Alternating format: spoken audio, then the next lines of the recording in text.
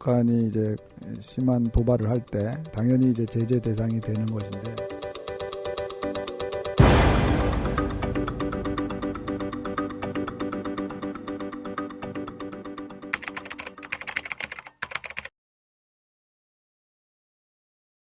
이제 안보리는 그 국제기구 중에서 유일하게 전 회원국들에게 강제력 있는 그런 결정을 하는 기관입니다. 그래서 제재를 부과할 수가 있고요. 그래서 북한이 이제 심한 도발을 할 때 뭐 핵실험이라든지 ICBM 도발이라든지 아니면 최근과 같이 그 탄도미사일, 안보리 결의를 위반하는 탄도미사일을 연이어서 수십 발을 이제 쏘고 이제 이런 경우에는 당연히 이제 제재 대상이 되는 것인데, 추가적인 제재 결의를 해야 하는 것인데, 아시다시피 지금 중국과 러시아가 그 5월 달에 거부권을 한번 행사했고, 그래서 최근에도 안보리 회의가 있었습니다만 제재 결의까지는 지금 미치지 못하고 있습니다. 그럼에도 불구하고 우리가 이제 안보리 회의를 소집해서 계속 이 문제를 다루는 이유는 국제사회의 단합된 목소리가 대단히 중요합니다.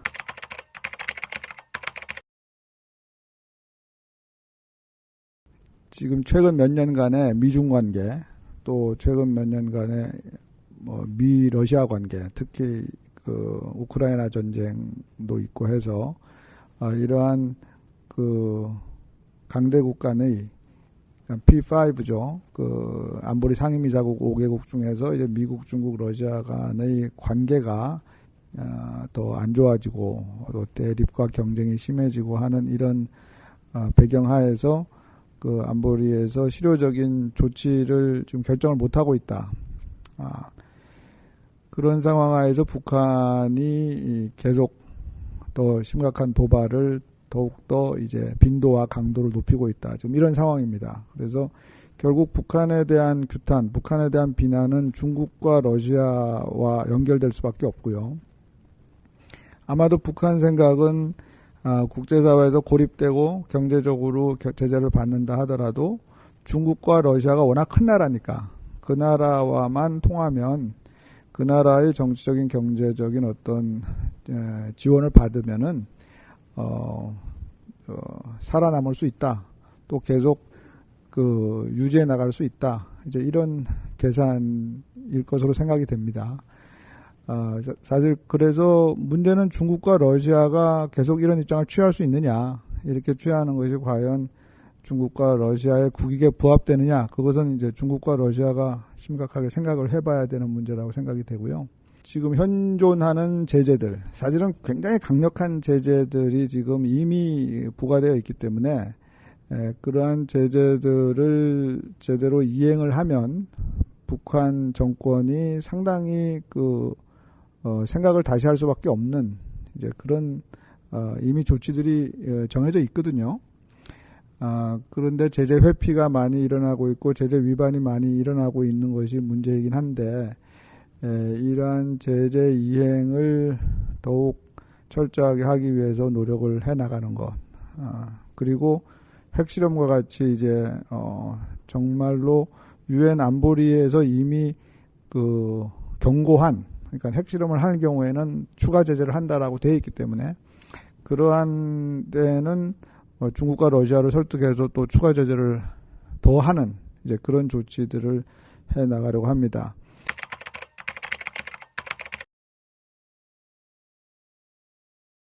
이런 과정에서 중국 입장에서는 과연 북한 편을 드는 것이 중국의 안보 환경에 도움이 되는가도 생각을 할 겁니다. 어차피 한미 또 한미일 입장에서는 북한의 저렇게 도발 수위가 높아지면 높아질수록 군사적인 대비 태세를 안 할 수가 없고 억지력을 실효적으로 강화시켜야 되기 때문에 제재와 압박이라든지 대화 협상 노력과 더불어서 그런 군사적 이 대비에 만전을 기해 나갈 것이고 또 훈련도 더 강화할 수밖에 없는 그런 상황이 중국의 안보 환경에 도움이 되겠는가라는 것도 생각을 해야 될 것이고요. 이건 어차피 단번에 뭐 해결할 수 있는 묘책이 있는 것은 아니고 지속적으로 장기적으로 일관성 있게 인내심을 가지고 노력을 계속 해나간다 이렇게 생각하시면 되겠습니다.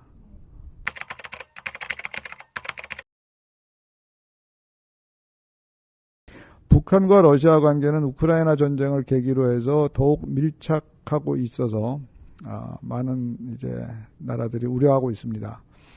그 최근에 있었던 주민투표 그리고 합병 그와 같은 그 유엔 헌장을 완전히 무시한 그런 조치에 대해서도 공식적으로 지지 성명을 낸 나라는 북한 하나뿐이었어요. 그것은 이제 양국의 이해관계가 뭐 우리가 다 상상할 수 있듯이 서로 통하는 점이 있는 것이죠.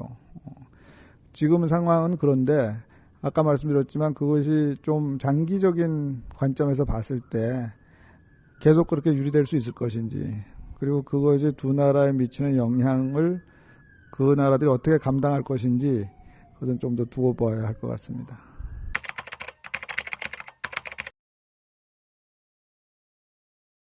한 번도 없었습니다. 네, 우리가 뭐 면담 요청을 한 적도 없고 그 저쪽에서 요청을 우리가 받은 적도 없고 사실은 유엔 회의장에서 이렇게 우연히 조우하는 경우는 있을 수가 있는데 지금까지는 그런 경우가 별로 없었고요.